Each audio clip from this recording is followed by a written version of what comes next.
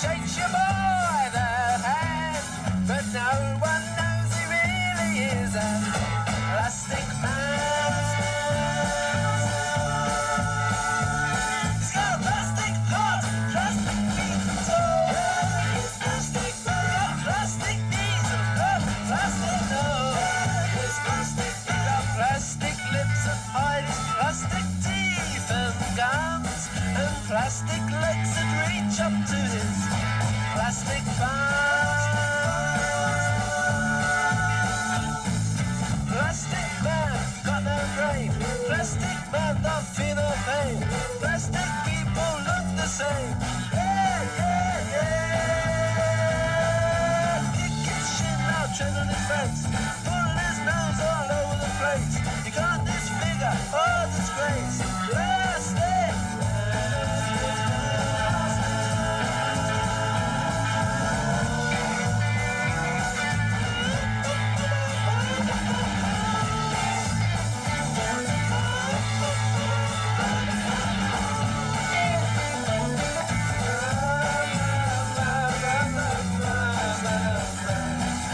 Plastic flowers growing up the wall. Eats plastic food with a plastic knife and fork. He likes plastic cups and saucers 'cause they never break. And he likes to lick his gravy off a plastic plate. Plastic man, got no brain. Plastic man, don't feel no pain. Plastic people look the same. Yeah, yeah, yeah. Kick his shin, now tread on his face. Pull his nose all over the place. You can't disfigure or disgrace. Plastic man.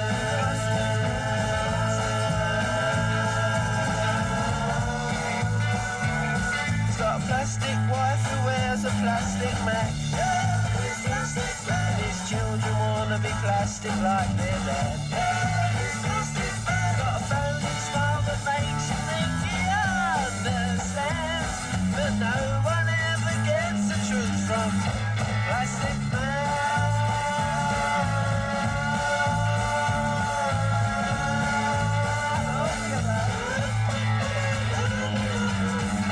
Plastic man.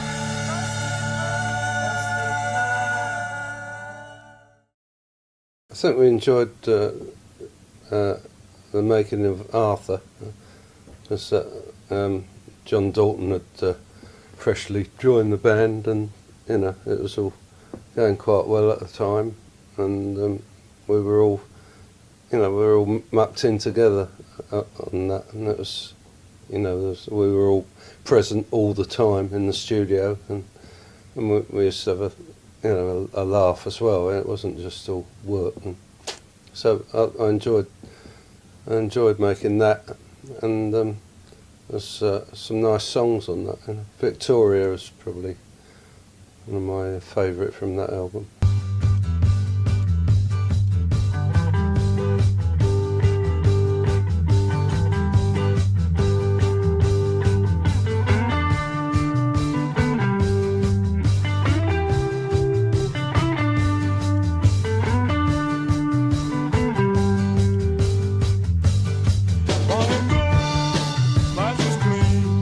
Sex was bad, colored scene, and the rich were so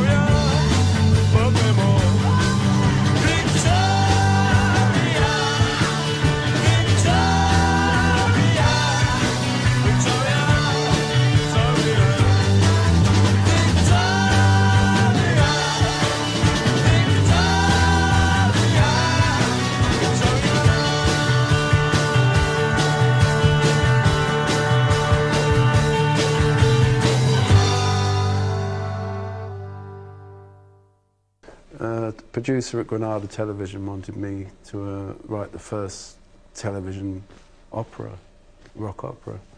And I worked with a wonderful book writer, an author called Julian Mitchell.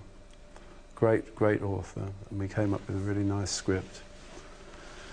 And he said, you've got to write a song about this man's Pebble Dash Nirvana.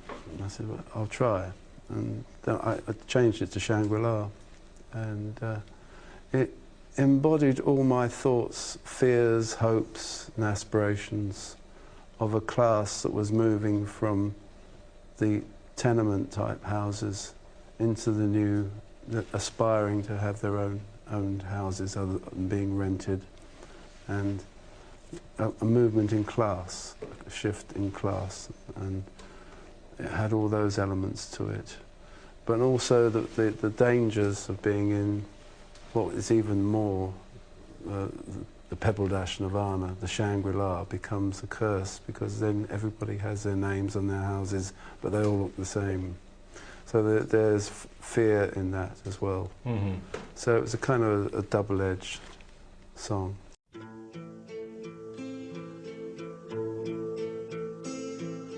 Now that you've found your paradise, this is your kingdom to command. You can go outside and polish your car, or sit by the fire in your Shangri-La. Here's your reward for working so hard. Gone are the lavatories in the backyard. Gone are the days when you dreamed of that car. You just want to sit in your Shangri-La. Put on your slippers and sit by the fire. You've reached your top and you just can't get any higher. You're in your place and you know where you are, in your Shangri-La. Sit back in your old rocking chair. You need not worry, you need not care. You can't go anywhere. Shangri-La,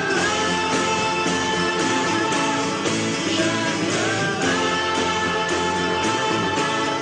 Shangri-La.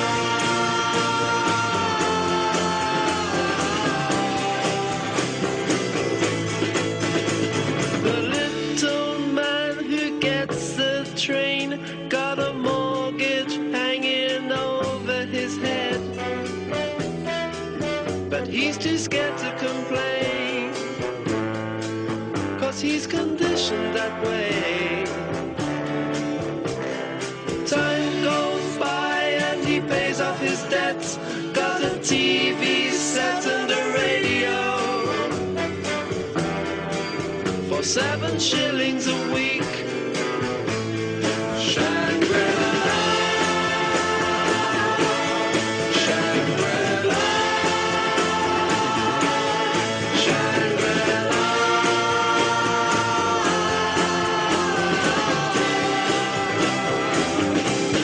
Shangri-La, Shangri-La, Shangri-La.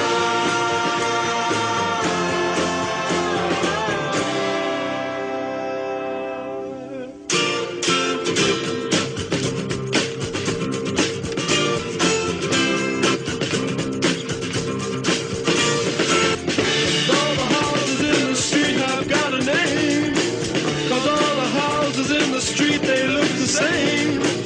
Same chimney pot, same little car, same window panes. The neighbors call the same thing that you should know. They say the lies, they drink their tea and then they go. They tell your business in another Shangri-La. The gas bills out, the water rates, the payments on the car.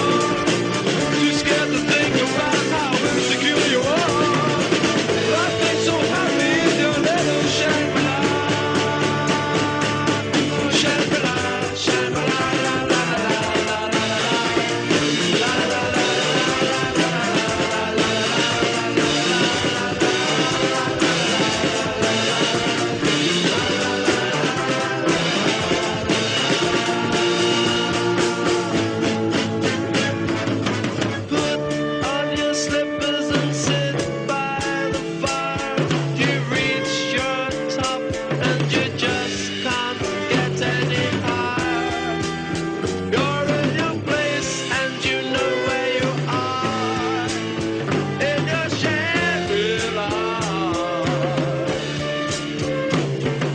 Sit back in your old rocking chair.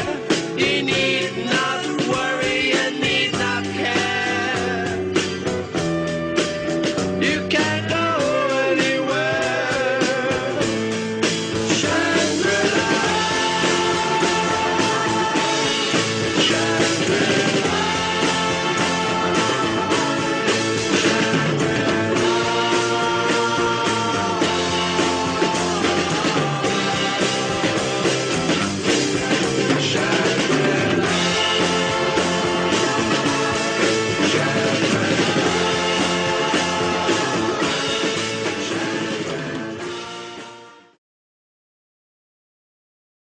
Hey everybody, welcome to my final Kinks album deep dive of the 60s. I'm talking today about their 7th studio album, Arthur, or the Decline and Fall of the British Empire. Now, how this whole concept came to be was Granada Television approached Ray and asked him if he would collaborate on a play for television with novelist Julian Mitchell. So they came up with this story about an alcoholic man-child living in Manhattan. Hello,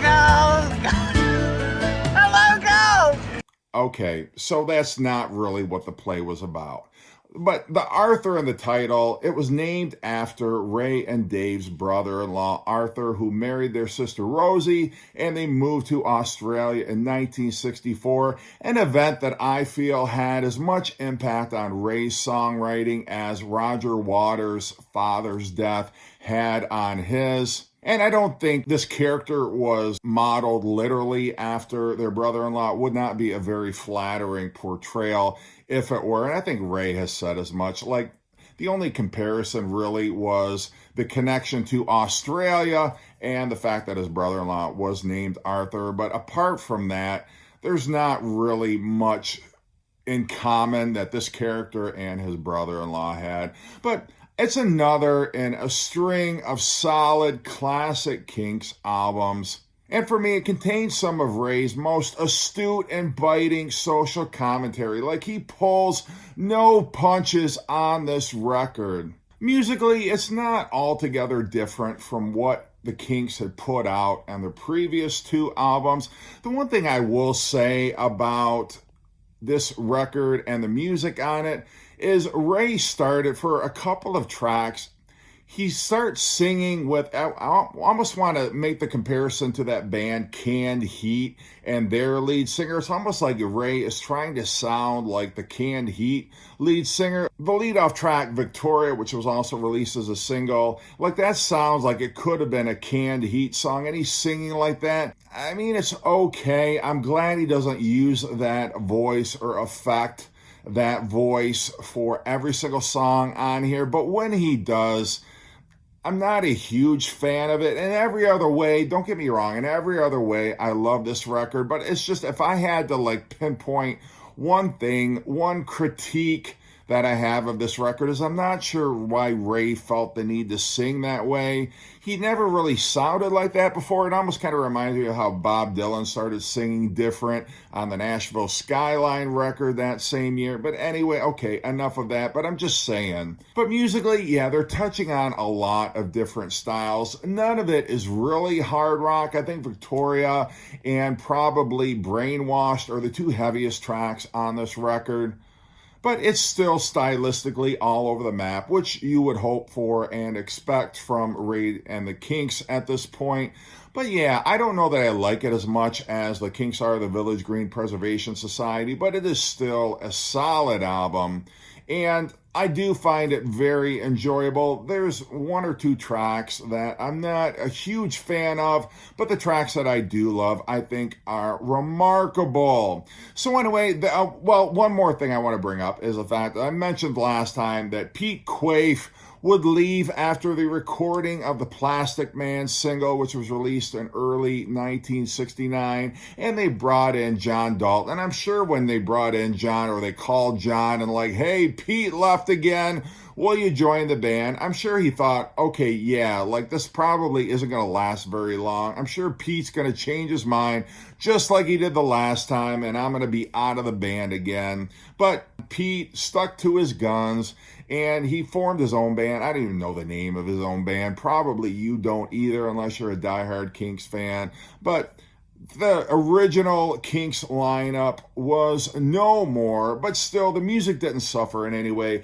I do like the record. So let's get into the songs on Arthur, or the Decline and Fall of the British Empire. The album opens with Victoria, and one of the major themes of this album is the differences between the classes. So Ray is basically satirizing the British class system here and on a couple other songs on this record. It's one of the catchier late 60s Kinks singles, and I do like this one a lot. It's got a heavier blues rock riff to it. And I find it kind of ironic that on the last album, Village Green Preservation Society, Ray was kind of lamenting the fact that the old ways, the old British customs had gone by the wayside, and yet for the most part on this record, he's definitely treating it with contempt. But Victoria is a great opening track. The next track is Yes Sir, No Sir, and I've made the comparison, and I will continue to make the comparison between Ray Davies' songwriting style and Roger Waters, and this is a set of lyrics that Roger Waters could have easily written and would have found its way pretty comfortably onto the final cut, but it is supposed to be Arthur's experiences in the army, being told what to do and when to do it, basically being under the heel of his superiors. But it's definitely an anti-war. I don't know if I'd call it necessarily a protest song, but it's very effective, and I love the lyrics on this album. This album is probably my favorite Ray lyrics of all time, and this song is no exception. It's got a military march beat to it. I love Mick Avery's military drumming at the beginning. It's definitely got that regimented cadence to it.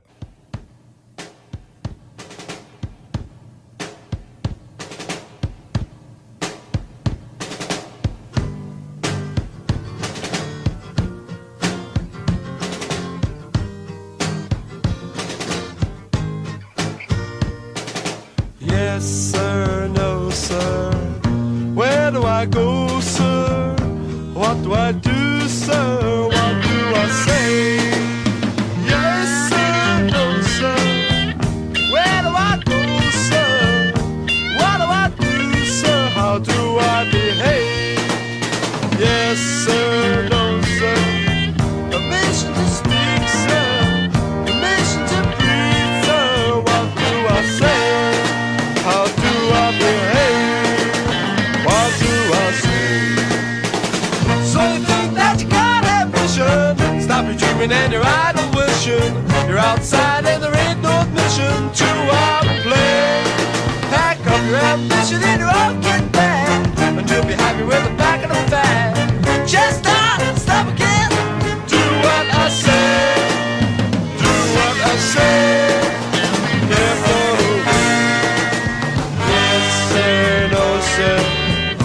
Where do I go, sir? What do I do, sir? What do I say? Yes, sir, no, sir. Permission to speak, sir. Permission to breathe, sir. What do I say?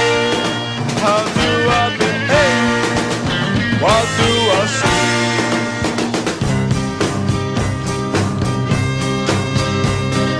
Doesn't matter who you are, you're there and there you are.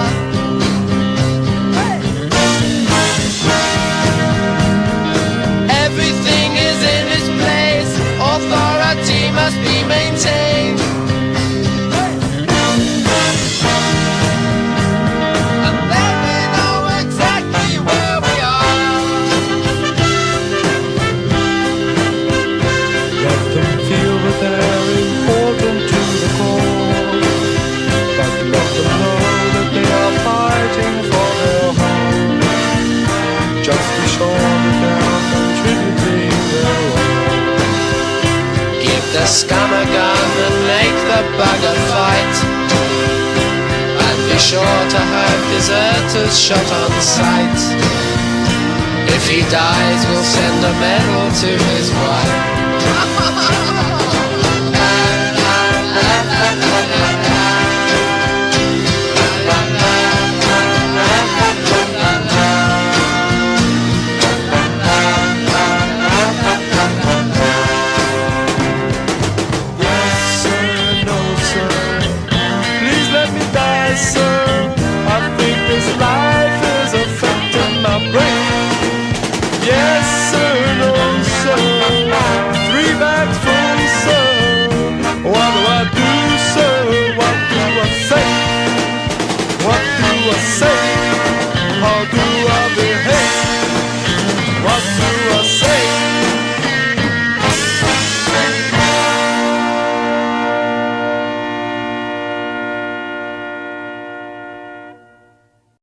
Some Mother's Son is probably the most sobering set of lyrics that Ray would ever write, and he pulls no punches here. He's talking about some young soldier in a trench getting his head blown off in very graphic detail. Ray is not mincing words here, and that's what I love about it, is that he's not afraid to tackle a subject like this, but he does it with compassion, knowing full well the gravity of the topic that he's tackling. And as a result, the arrangement, like you might expect, is very subdued, but a very moving, and it's hard not to be moved by a song like this.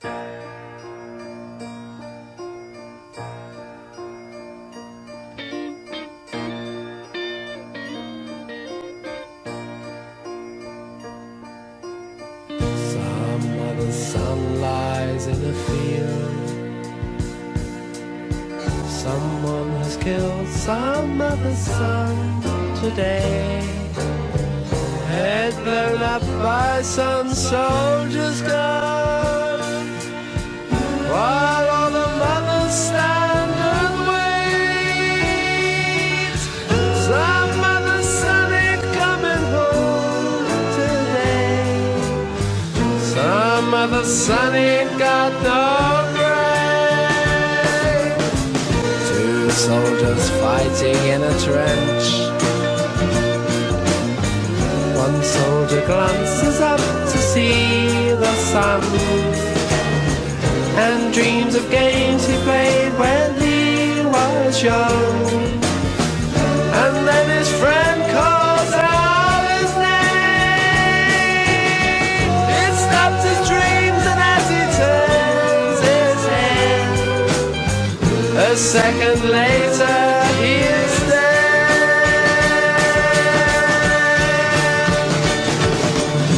Some other son lies in a field.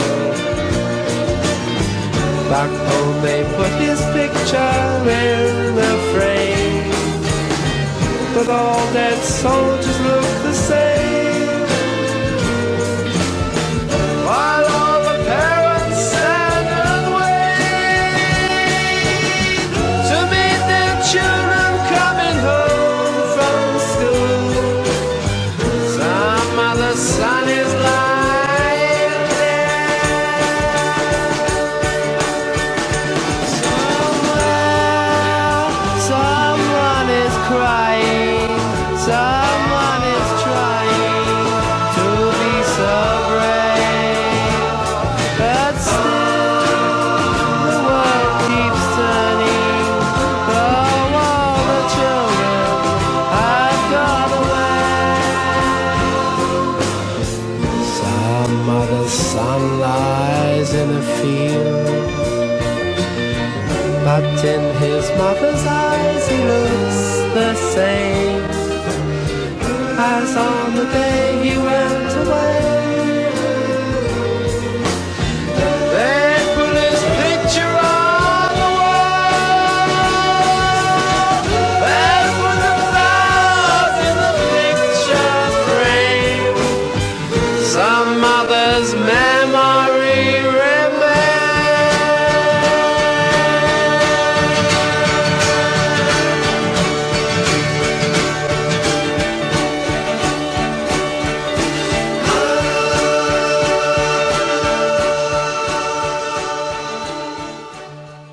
The next track is Drivin', and probably to lighten the mood. I mean, you can't get any darker than that. And so this is a more upbeat, kind of a bouncy song. The rhythm is definitely one that suits driving down the road, enjoying a nice Sunday drive, I guess. This was released as a single. It did absolutely nothing, but it's still one of the more brighter, upbeat, less satirical tracks on the record.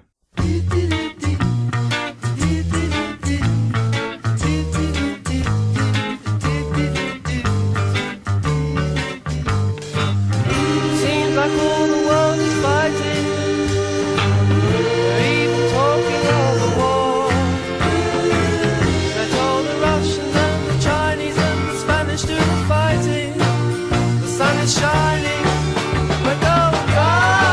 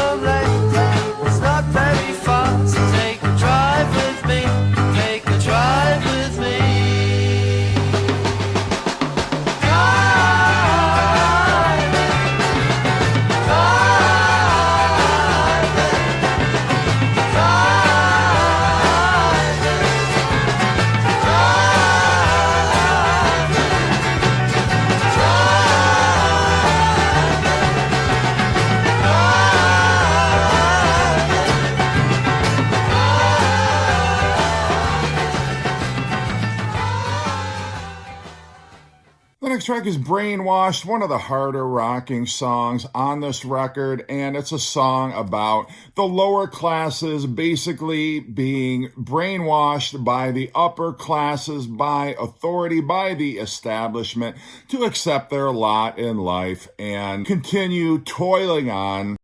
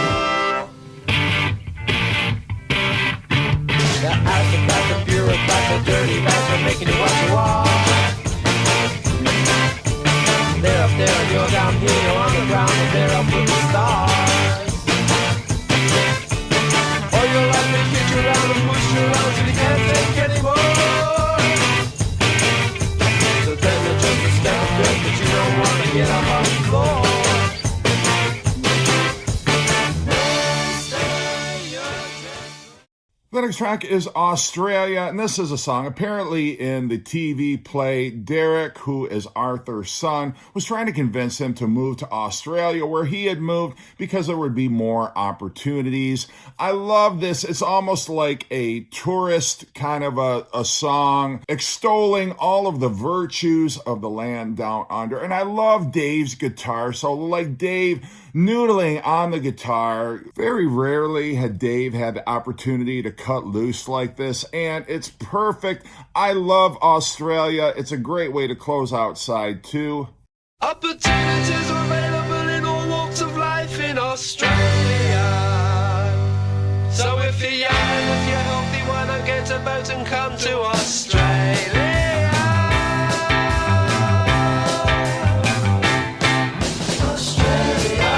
Chance of a lifetime. You get what you want. Nobody has to be any better than what they want to be. Australia. No class distinction. No drug addiction. Nobody's got a chip on their shoulder. We'll surf like they do in the USA. We'll fly down to Sydney for a holiday on a sunny Christmas day. Australia, Australia.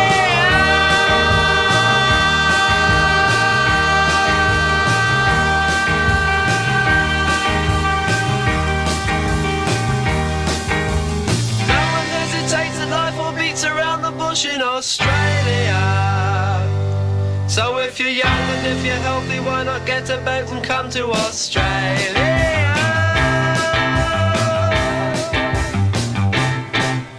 Australia, Australia. Everyone walks around without the perpetual smile across their face. Australia, Australia.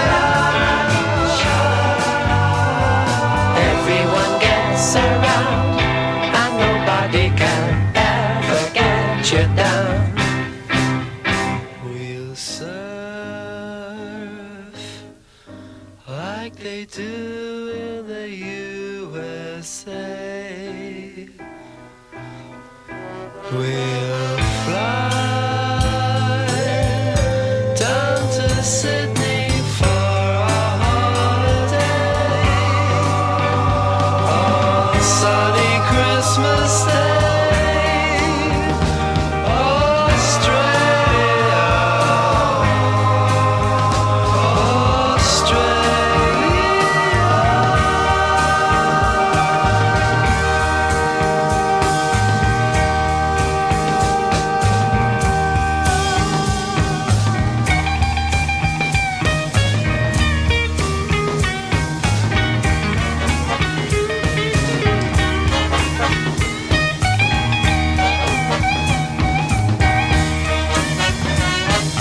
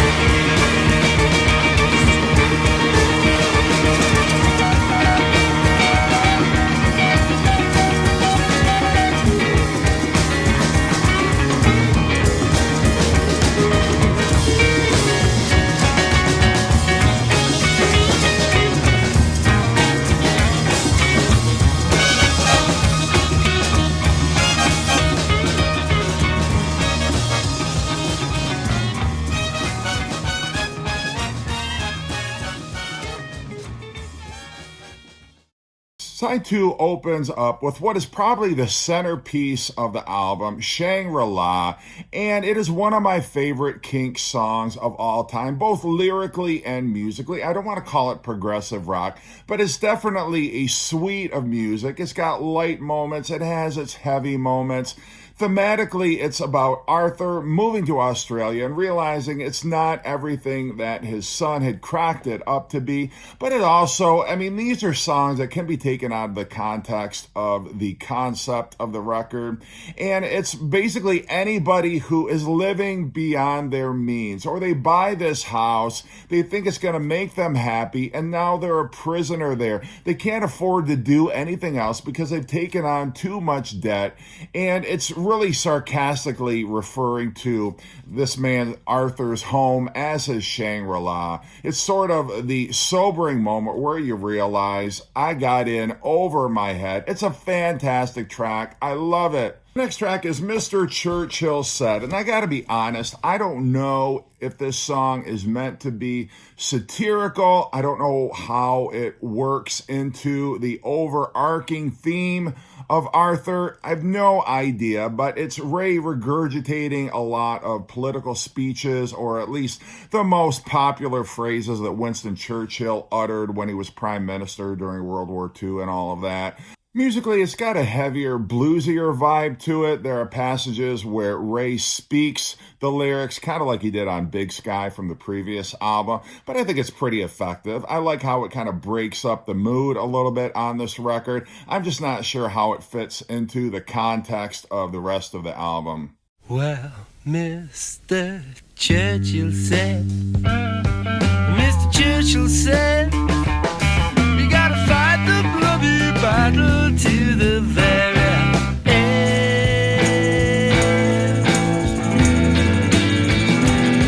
Mr. Beaverbrook said, we gotta save our tin, and all the garden gates and empty cans are gonna make us win.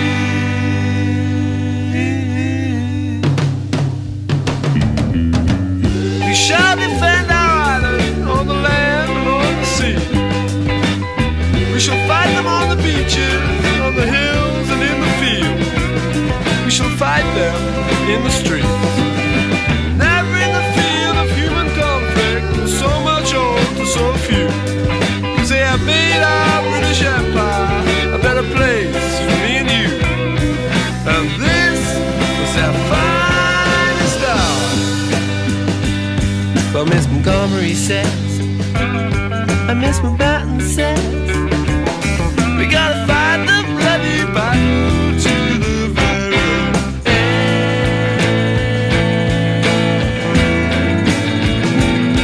As David Edwards said, we may begin someday, with all the sacrifices we must make before then.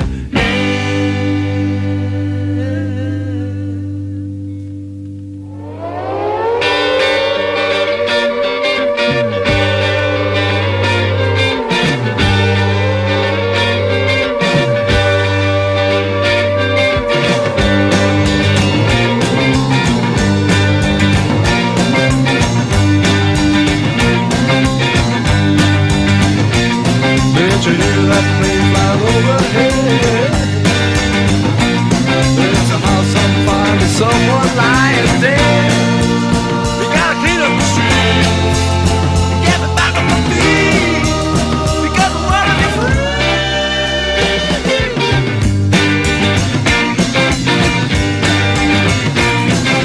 Do your worst, never do our best.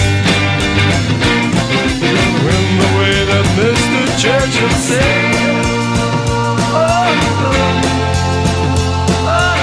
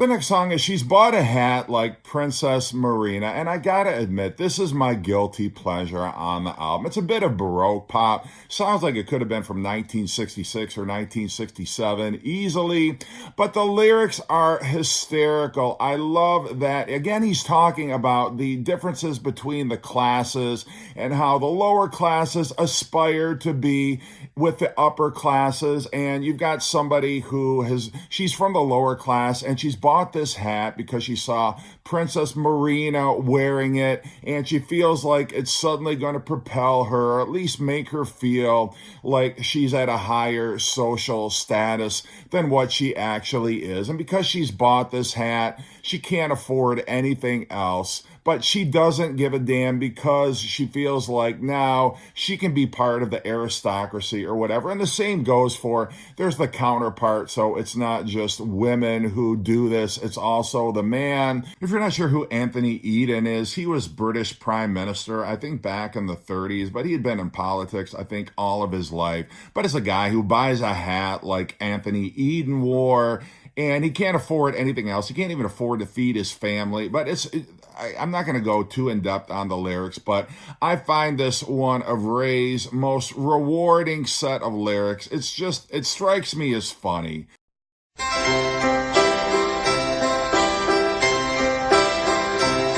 She's bought a hat like Princess Marina's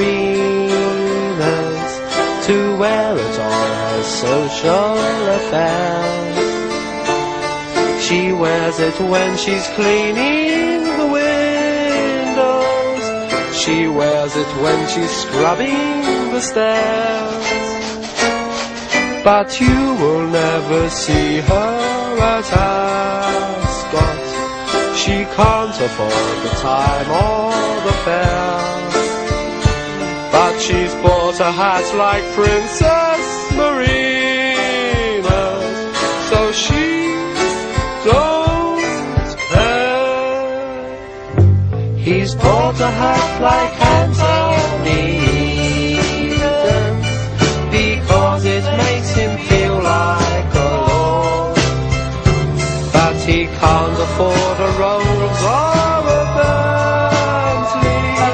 He has to buy a second-hand Ford. He tries to feed his wife and his family and buy them clothes and shoes they can wear.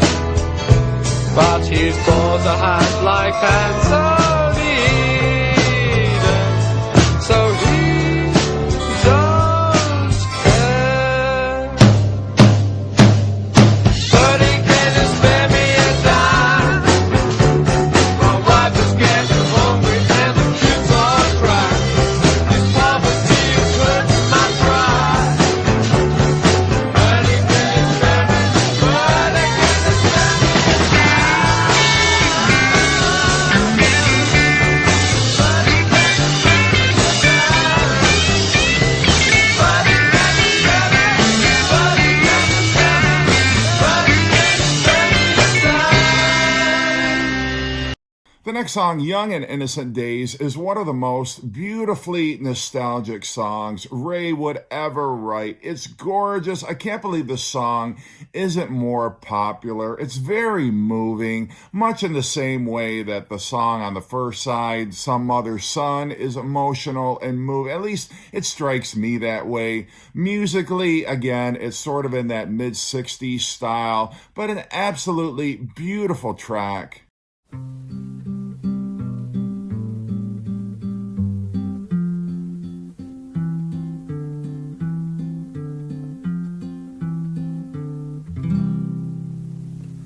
I look back at the way I used to look at life.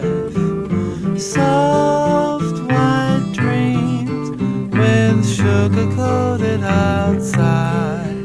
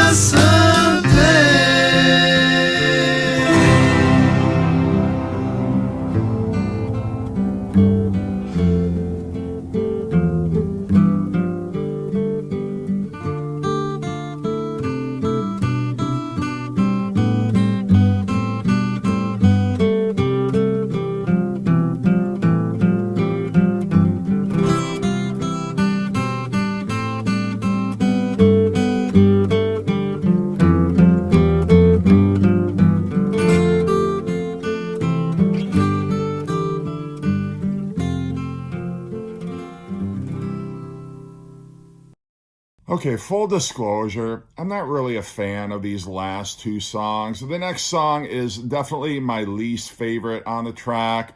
Nothing to say. And lyrically, it's fine. I've got no problem lyrically. It's just about the gap between the generations and a family that is sort of growing apart. So lyrically, it's fine, but I feel like the music kind of lets this song down. It's just sort of bland. It doesn't really go anywhere interesting. So nothing to say. It's not horrible. It's not the worst thing that Kinks ever recorded. I'm just not a huge fan of this one.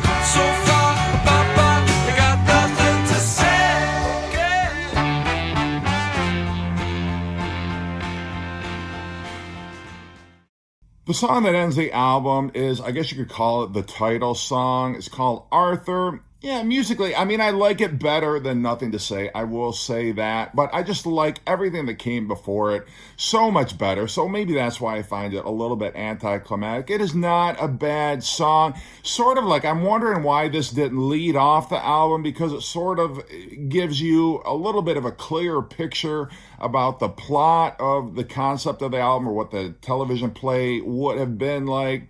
I don't know. It's sort of like summarizing it at the end doesn't really do anybody any good, and it doesn't completely give you the plot or explain what's been going on. So I don't know.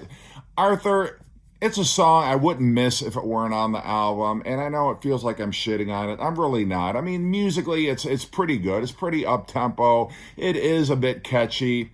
But like I say, I just love most of what came before it a lot better.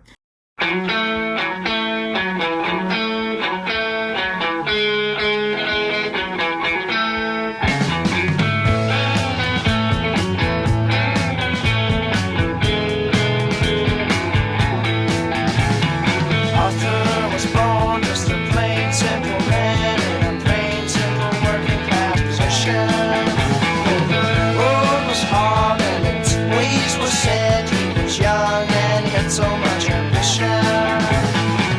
All the way he was overtaken by people who made their decision.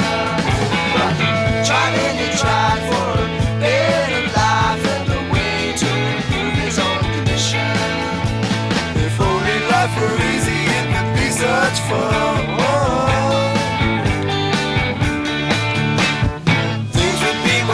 There'll be plenty for everyone. Arthur, the world's gonna pass you by. Don't you know it? Don't you know it? You can cry all night, but it won't make it right. Don't you know it? Don't you know it? Arthur, we know and we sympathize.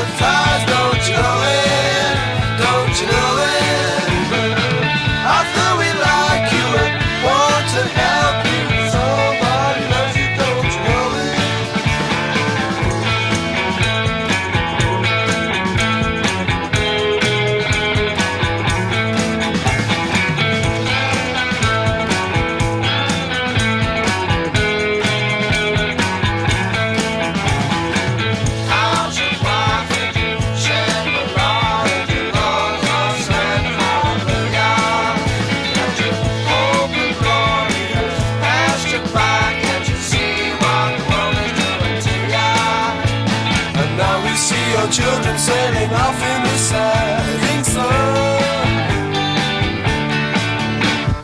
to a new horizon where there's plenty for everyone.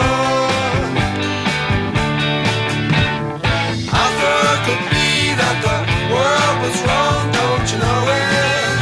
Don't you know it? I thought it could be you were right all along, don't you know it? I hope you know it. Now we know and we sympathize. We'd like to know you and understand you. Don't you know? So anyway, that is my take on Arthur. I am ready. I gotta admit, I'm ready to take a break from the Kinks. These videos have been taking up a lot of my time because I do want to give the Kinks justice. I don't want to just throw a video together. So I hope you've appreciated it. Hope you're doing great and take care. Pay that man his money.